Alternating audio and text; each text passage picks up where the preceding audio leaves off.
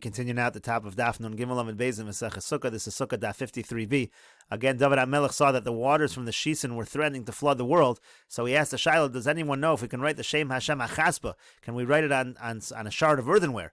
V'nishtiya b'tom, we'll throw it into the depths of Monach, and that will bring the waters down. They won't threaten the world anymore. So Leka Dukamar Le Midi, nobody answered David HaMelech.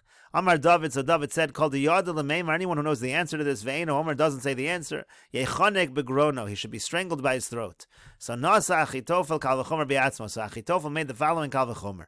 Uma'alaso Shalom Benish Lishto, if when you're making peace between a man and a woman, talking here about the Parsha of Sota, Amra Torah, the Torah says, Shmish Nichtav B'Kedusha, my name, which is written B'Kedusha in holiness, Yimoch Al Amayim, it should be erased on the waters. So Laso Shalom L'chol Olam Kulo, in order to bring peace to the entire world, Elachas Kama V'Kama, most certainly you are allowed to erase the Shem Hashem. So Amar Le, so therefore Achitofel said to him, to David HaMelech, Shari, it is permitted, you can write the Shem Hashem, throw it in the waters and bring down the water. So Kasav Shem Achaspa, so he wrote the name of Hashem on the earthenware shard, V'shadi l'tahom, he threw it down to the depths, V'nochis tahoma shitzar alfe garmidi, and the waters went down 16,000 cubits. Ki chazi denachis tuva, when he saw that it went down so much, Amar, he said, Kama de midli tfei mirta valma, if it's a little bit higher, that would be better for the world, it'll moisten the earth. So Amar chamesh esrei malos, so that's when he said the 15 shir hamalos, the song of ascents to bring the water up. V'yaske chameser alfe garmidi, he brought it up 15,000 cubits.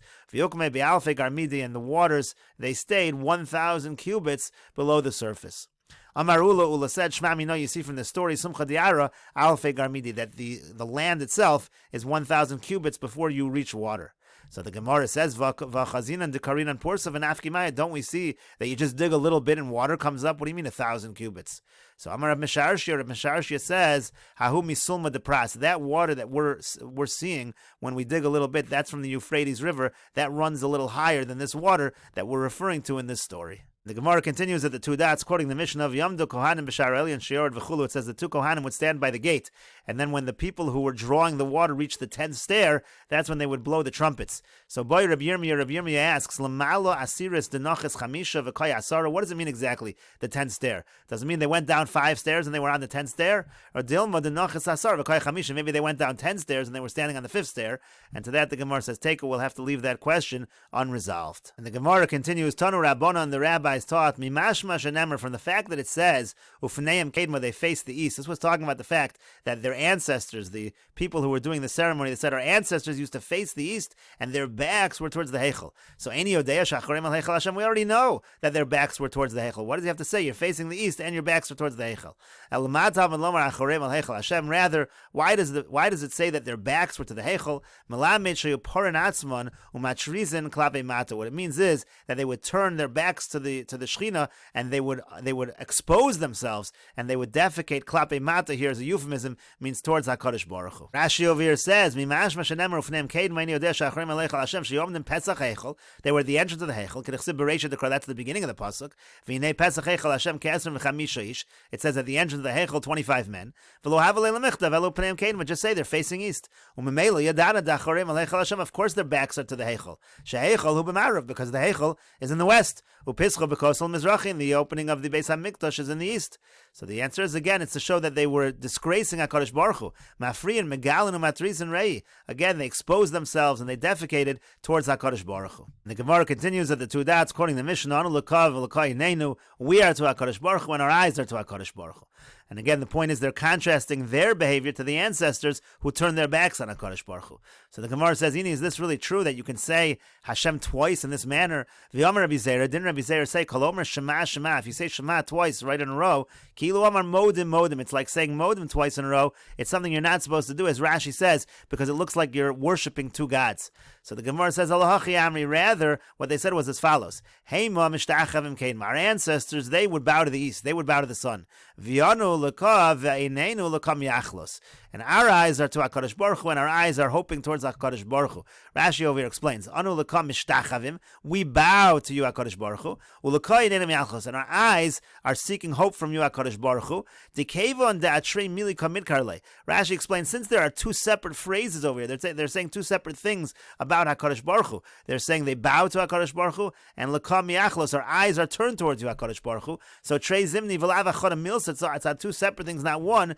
So Trei Zimni Les Chacham Bas. You're not saying on one thing the name of Hashem twice, so that's not an issue. That's why the way they phrased it is not the same problem as saying Modim Modim or Shema Shema. The Gemara continues with the Mishnah, in Pochsen me'esrim v'achas tekiyos b'mikdash. There were never less than 21 tekiyos blown in the Beis HaMikdash. Rashi over here says, B'chol yom, meaning on a daily basis. It's always tekiah, trua, tekiah, chashav leit plus. That's considered to be 3. So there were never less than 21 in the Beis HaMikdash. Vein mosifin al arboim u'shmona, and there were never more than 48. And the Mishnah now explains the calculations. B'chol yom hayu sham esrim v'yachas tekiyos b'mikdash. Every single day there were 21 tekiyos in the Beis HaMikdash. Shalosh lepsichas sha'arim. First, there were 3 when they did the opening of the gates of the Beis HaMikdash. V'teisha l'tamid shel shachar. There were another 9 for the carbon tamid of the morning. V'teisha l'tamid shel bein ha'arboim. There were another 9 for the carbon tamid of the afternoon. Uvemusafin hayu mosifin oteisha. Now, if there was a day when they brought carbon musaf, so then there would be another 9. Uve'erev Shabbos hayu mosifin sheish. Now, if it was Friday, they would add another 6. Shalosh lahavdil l'sa'amim malacha. There were 3 of them telling the people to stop doing work. V'shalosh lahavdil ben kodesh l'chol. There were another 3 to separate between kodesh and chol, to separate between the weekday and Shabbos. Erev Shabbos shebesoch hachag. Now, if Erev Shabbos in the middle of Sukkot, hayu shamar boim u'shmona. That was the situation where there were actually 48. Shalosh lepsichas sha'arim. Again, 3 for the opening of the gates. Shalosh l'shara elyon, v'shalosh l'shara tachton, v'shalosh l'milo hamayim. There were 3 for the upper gate, 3 for the lower gate, 3 for the filling of the water. V'shalosh al gavi mizbeach. There were 3 for on top of the mizbeach. Teisha l'tamid shel shachar. 9 for the carbon tamid of the morning. V'teisha l'tamid shel bein arbaim. 9 for the carbon tamid of the afternoon. V'teisha l'musafin. 9 for the carbon musaf. Shalosh lahavdil l'sa'amin amalacha. 3 to stop the people from doing work. V'shalosh lahavdil min kodesh l'chol. And again 3 to separate between kodesh and chol, to separate between the weekday and Shabbos. Rashi over here says, Shalosh lepsichas sha'arim shari hazara. They blew 3 for the opening of the gates, meaning the gates of the Hazara. And Teisha l'tamid shel shachar. There were 9 for the carbon tamid of the morning. Kashayu menaschen es nischli hatamid. When they did the libations of the carbon tamid, halavim omrim b'shir. The Levim would sing. Ushlosha prakam hayu b'shir. There were 3 chapters of the song. Shayu mafsikim, where they would take stops. V'token hakohanim b'chatzotzros. And at that point, the kohanim would blow the trumpets. U'mishtachavim ha'am. The people would bow. K'nitanan v'meseches tamid. This is all taught in the Mishnah and Talmud. Higiu leperek tiku v'ishtachavu ha'am al kol perek tekiya ve'al kol tekiya ishtachavaya ve'al kol tekiya ha'isa tru b'emso pshuta lefanel le'achareh. So again, when they would reach the perek, they would blow the shofar. The people would bow at each chapter, at each perek. And again, tekiya, on every single tekiya there would be a bowing, and every single tekiya was composed of, again, a tekiya, trua, and tekiya. Over musafin biyom sheyesh ba musaf, on a day where there was a carbon musaf, mosifin od teisha, there would be another 9 l'shir shal musafin, because there was a song for the carbon musaf. Shlosh lahavdil lami malacha kin mefarish b'shili b'mem adlikin. In Meseches Shabbos we explain the blowing, the blowing of the 3 sounds to stop people from doing work. Ben kodesh l'chol kishakidesh hayom laodia shechashecha. When it became actually Shabbos, they wanted to let people know by blowing the shofar or the trumpets. V'yesh me'at chiyav skila b'malacha. They're telling people that there's a chiyav skila if you do malacha. Shalosh lepsichas sha'arim. Again, now going through the 48. So there were 3 for opening the gates. Kimo b'chol yom. This is what happened every day. There were 3 for opening the gates. Shiva sha'arim hayu ba'azara. Rashi says there were 7 gates in the Azara. Shalosh l'shara elyon. There were 3 for the upper gate. The amrun la'el kara hagever tiku variu v'tiku. Shalosh l'shara tachton. The amrun la'el higiu la'azara tiku variu v'tiku v'yam arichen ben at shigiu l'shara yotzei l'mizrach v'ushara tachton. This was all part of the simchas beis hashoeva, the blowing of the shofar for the shara elyon and the shara tachton. Uvegemar mefarish amaylo chashav shalosh shal malu hasiris. The Gemara is going to ask that there's another 3. There should have been another 3 when they got to the 10th step.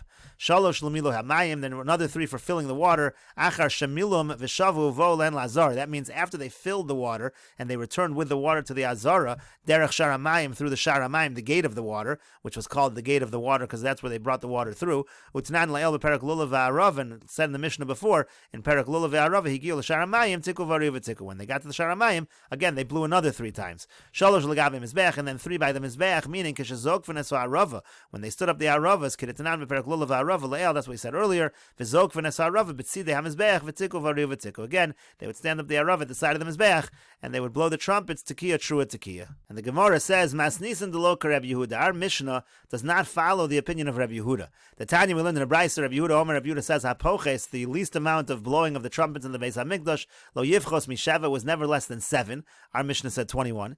V'amosif lo yosef al sheish esrei, and the maximum you would blow would never be more than 16. Our Mishnah said 48. So the Gemara says, "B'mai kamiflagi." What is the machlokas here between our Mishnah and Rabbi Yehuda? Rabbi Yehuda savar tekiya trua tekiya achasi. Rabbi Yehuda is holding that tekiya trua tekiya is all considered one. So that's why he says it's only 7. It's not 21. You don't do 7 times 3 because every tekiya trua tekiya is not counted as 3. It's just counted as 1. V'Rabbanan savri, and the Rabbanan hold tekiya l'chud u'trua l'chud. Tekiya is considered its own and trua is considered its own. Rashi over here says achasi mitzvah achasi achasein v'chad chashivlu. What he's saying is it's a halachic idea. It's only one mitzvah. The tekiya trua tekiya is considered like one mitzvah, so he counts it all as one. The Rabbanan say they're all considered independent mitzvahs.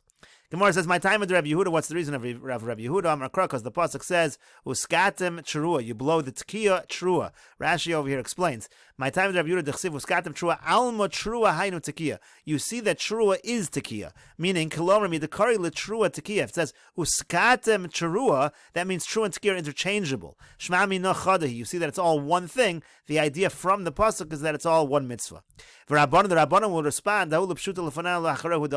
that's just telling you how to blow it, that in the front should go the tekiya, the long blow, in the middle is the broken up shorter blasts, and then at the end should be another single blast. As Rashi over here says, it says uskatem trua, so the tekiya goes first, so to speak.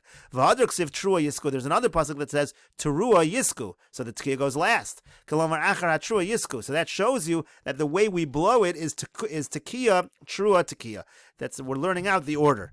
So the Gemara says, "Rabbanan my taimayu." But according to the Rabbanan, what's their reason? What's their source that it's considered like 3 separate mitzvahs? Because the pasuk says, "Uvahakil hakol." It says in the midbar when they used to gather everybody, "Tizku v'lo tariu." They did a tekiya and not a trua.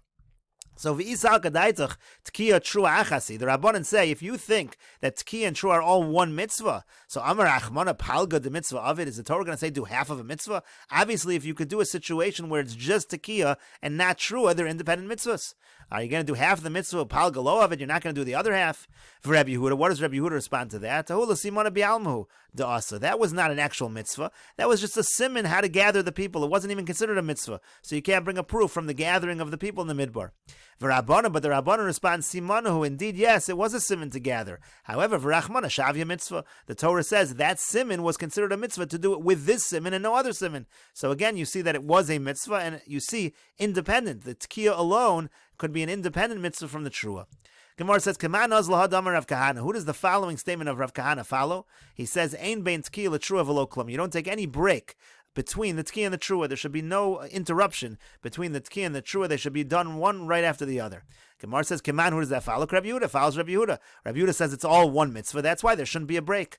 So the Gemara says, Pshita, isn't that obvious? Isn't it obvious that Rav Kahana is following Rabbi Yehuda? And we'll continue with this discussion in the next video on Daf Nun Dalid Amud Aleph.